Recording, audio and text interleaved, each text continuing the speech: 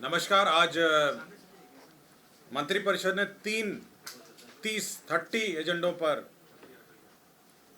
आज निर्णय लिया है। मंत्रिपरिषद ने 30 एजेंडों पर सबसे महत्वपूर्ण एजेंडा है श्रम संसाधन विभाग का। इसमें राज्य सरकार ने यह निर्णय लिया है कि 2025 से 30 तक राज्य सरकार राज्य में 1 करोड़ नौकरियां और रोजगार सृजन के कार्य करेगी। 5 वर्ष 2025 से 30 तक राज्य सरकार बिहार राज्य में 1 करोड़ नौकरी एवं रोजगार सृजन करने का लक्ष्य निर्धारित किया गया है। यह 1 करोड़ नौकरी या रोजगार दोनों मिला के हैं 1 करोड़। इसकी संभावना और विकल्पों के बारे में निर्णय लेने के लिए एक विकास आयोग की अध्यक्षता में कमेटी गठित की गई है। इसमें 11 और सदस्य हैं, कुल 12 सदस्य होंगे, जिसमें वित्त विभाग, सामान्य प्रशासन विभाग, कृषि विभाग, ग्रामीण विकास विभाग, पशु एवं मत्स्य संसाधन विभाग, उद्योग विभाग, सूचना प्रौद्योगिकी विभाग, विज्ञान प्रौद्योगिकी एवं तकनीकी शिक्षा विभाग, पर्यटन विभाग और श्रम संसाधन विभाग इसके सदस्य सचिव होंगे। ये कमेटी होगी और 2025 से 30 तक 1 करोड़ नौकरी या रोजगार सृजन का लक्ष्य रखा गया। शिक्षा विभाग में वित्त रहित शिक्षा नीति के तहत वर्ष 2025-26 में स्थापना में प्रतिबद्ध व्यय के अंतर्गत 3,94,41,24,000 रुपये विमुक्त किए गए हैं। इसके अंतर्गत आपको याद होगा कि माध्यमिक और उच्च माध्यमिक विद्यालयों में जितने बच्चे फर्स्ट डिवीज़न, सेकंड डिवीज़न और थर्ड डिवीज़न प्राप्त करते हैं, उनके लिए अलग अलग राशि निर्धारित है। उसके आलोक में उनको जो सहायक अनुदान राशि है विभिन्न विद्यालयों को मिलती है, माध्यमिक एवं उच्च माध्यमिक विद्यालय, और इसके तहत 3,94,41,24,000 रुपये विमुक्त किए। विश्वविद्यालय समय पर यूटिलाइजेशन नहीं भेजते, इसके वजह से भी रुक जाते हैं। ऊर्जा विभाग बिहार पंप भंडारण परियोजना प्रोत्साहन नीति 2025 इसके प्रारूप की स्वीकृति दी गई है। इसके तहत पंप परियोजनाओं के जो पंप भंडारण परियोजना है ऊर्जा विभाग का, उसके तहत 3 प्रकार के स्टोरेज अलाउ किए गए हैं। इसमें करीब 1 लाख करोड़ इन्वेस्टमेंट की संभावनाएं हैं। ये पॉलिसी है जिसमें प्राइवेट सेक्टर इन्वेस्ट करेगा और बिहार पंप भंडारण परियोजना प्रोत्साहन नीति 2025 की स्वीकृति दी गई है। नगर विकास एवं आवास विभाग का एक प्रस्ताव था जिसमें पटना रेल परियोजना को तुरंत चालू करने के लिए प्रायोरिटी कॉरिडोर 2 के 2 वर्ष 8 महीने अर्थात अगस्त 2025 से मार्च 2028 तक की अवधि के लिए रखरखाव की सेवा 179 करोड़ 37 लाख रुपए नामांकन के आधार पर दिल्ली मेट्रो कॉरपोरेशन को दिया गया है। और साथ ही साथ 3 कार सिंगल ट्रेन सेट को किराए पर लेने के लिए 3 वर्ष के लिए 21 करोड़ 15,44,646 रुपये लिए गए हैं। तो जो प्रायोरिटी कॉरिडोर है उसको संचालन, उसका रख रखाव के लिए राशि दी गई है 179 करोड़। और साथ ही साथ जो पहली गाड़ियां हैं मेट्रो रेल की 3 कार सिंगल ट्रेन सेट का किराया है, उसकी भी स्वीकृति करीब 21 करोड़ 15 लाख रुपए स्वीकृत किए गए हैं। पथ निर्माण विभाग की महत्वपूर्ण योजनाएं हैं। पूर्णिया जिला अंतर्गत रानी पत्रा पूर्णिया रेलवे स्टेशनों के बीच अवस्थित लेवल क्रॉसिंग संख्या KJ 13M रेलवे किलोमीटर 25/23 के बदले ROB के निर्माण हेतु राजंश की राशि 24 करोड़ 46,56,000 मात्र, कुल रुपये 44 करोड़ 85,56,000 रुपये की लागत पर प्रशासनिक स्वीकृति दी गई है। मुंगेर, सफियाबाद, बरियारपुर, गोरगढ़, सुल्तानगंज यह गंगा पथ परियोजना है। यह हैम मॉडल पर निर्माण किया जाएगा। इसके तहत 5,119 करोड़ 80 लाख रुपए हैम मॉडल पर स्वीकृत किया गया है। सुल्तानगंज सबौर भागलपुर सबौर, सुल्तानगंज भागलपुर सबौर, ये 40.80 किलोमीटर है। ये गंगा पथ परियोजना फिर से है। ये भी हैम मॉडल पे स्वीकृत किया गया है और इसकी कुल लागत है 4,849 करोड़। आपको जानकारी होगा कि पीपीपी मोड पर बख्तियारपुर ताजपुर जोड़ने के लिए गंगा नदी पर निर्माणाधीन 4 लेन पुल एवं 4 लेन पहुंच पथ का निर्माण किया जा रहा है। इसका एस्टिमेट पुनः दूसरी बार रिवाइज किया गया है। अब ये 3,923 करोड़ रुपए लागत का ये रोड कम ब्रिज होगा। ये बख्तियारपुर ताजपुर का गंगा नदी पर निर्माणाधीन 4 लेन पुल।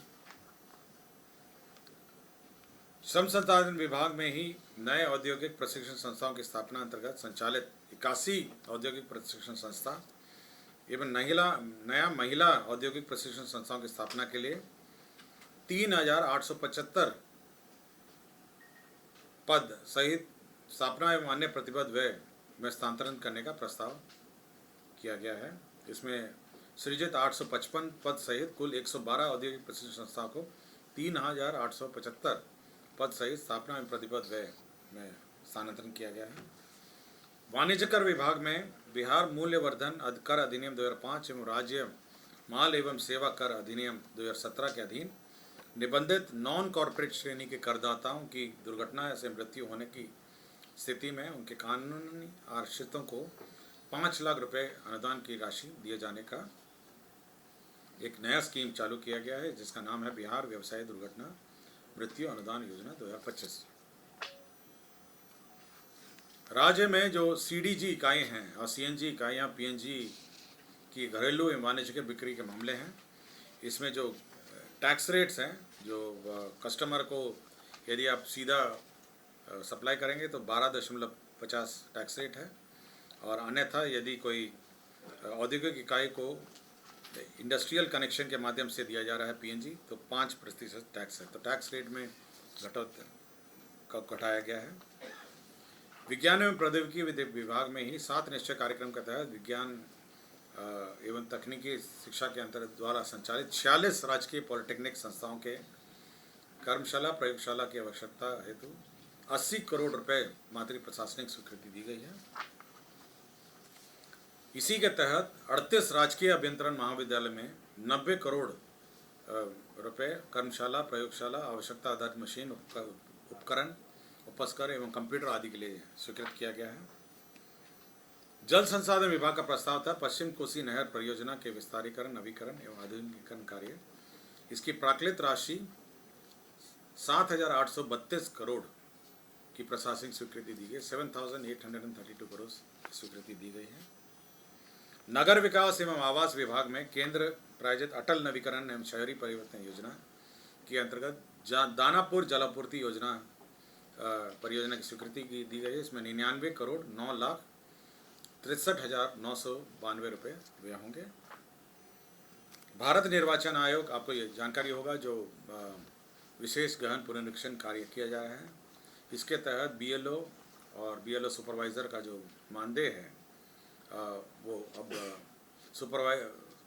सुपरवाइज़रों को उनके वार्षिक मानदेय के अतिरिक्त प्रत्येक को एक मुश्त 6,000 रुपये के दर से भुगतान हेतु 51 करोड़ 68,40,000 रुपये व्यय किए जाएंगे। इसमें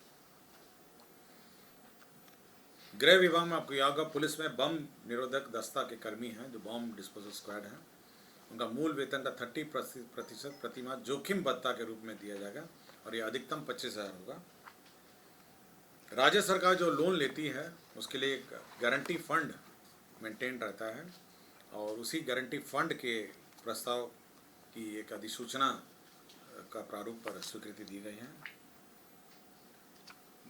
वित्त विभाग का ही प्रस्ताव था कि जो माननीय उच्च न्यायालय के CWJC 960/2024 में पारित न्यायादेश के आलोक में बिहार न्यायिक सेवा के पदाधिकारियों को राज्य के कर्मियों के अनुरूप ही वार्षिक वेतन वृद्धि अनुमान्य की गई है।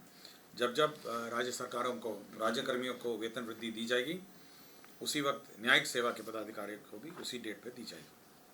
गन्ना उद्योग विभाग का ईक सेवा भर्ती एवं सेवा शर्त नियमावली संशोधन नियमावली स्वीकृत किया गया है। गृह विभाग में नर्मदेश्वर सिंह हैं चौहान, ये पुलिस निरीक्षक हैं और सेवानिवृत्त हो गए हैं और इनको भूतलक्षी प्रभाव से प्रोन्नति दी गई है और एक छाया पद उस प्रोन्नति के लिए सृजित किया गया है। लैंड ट्रांसफ़र, ज़मीन ट्रांसफ़र के मामले थे। वैशाली जिला अंतर्गत अंचल हाजीपुर में मौजा, बड़ी यूसुफपुर, दिग्गी, खुर्द, यहाँ पर केंद्रीय विद्यालय संगठन को ज़मीन दी जा रही है। शिवर जिला अंतर्गत शिवर में मौजा शिवर थाना संख्या 163 में मंडल कारा शिवर निर्माण के लिए गृह विभाग को ज़मीन दी जा रही है। जमुई जिला अंतर्गत बरनार जलाशय परियोजना में कंपनसेटरी फॉरेस्टेशन के लिए अंचल गिदौर में वन एवं पर्यावरण विभाग को ज़मीन दी जा रही है। इसी परियोजना में जमुई जिला अंतर्गत बरनार जलाशय परियोजना में कंपनसेटरी फॉरेस्टेशन के लिए ये अंचल चकाई में ये वन एवं पर्यावरण विभाग को ज़मीन दी जा रही है। स्वास्थ्य विभाग ने 2 कर्मियों को डिसमिस किया है, 3 कर्मियों को, 4 कर्मियों को डिसमिस किया गया है, जिसमें चंद्रा कुमारी विशेषज्ञ चिकित्सा पदाधिकारी नेत्र रोग अनुमंडलीय अस्पताल मंझौल बेगूसराय, ये 5/4/2022 से लगातार अनधिकृत उपस्थित थी। डॉक्टर कृतिका सिंह सामान्य चिकित्सा पदाधिकारी प्राथमिक स्वास्थ्य केंद्र लखीसराय, ये 24/9/2020 से लगातार अनुपस्थित थी। डॉक्टर निमिषा रानी चिकित्सा पदाधिकारी शिशु रोग सदर अस्पताल जमुई, ये 15/9/2020 से लगातार अनधिकृत रूप से अनुपस्थित थी। डॉक्टर कृति किरण सामान्य चिकित्सा पदाधिकारी सामुदायिक स्वास्थ्य केंद्र हलसी, यह भी 15/9/2020 से लगातार अनधिकृत रूप से अनुपस्थित थी। तो कुल 30 एजेंडों पर आज निर्णय हुए हैं। धन्यवाद।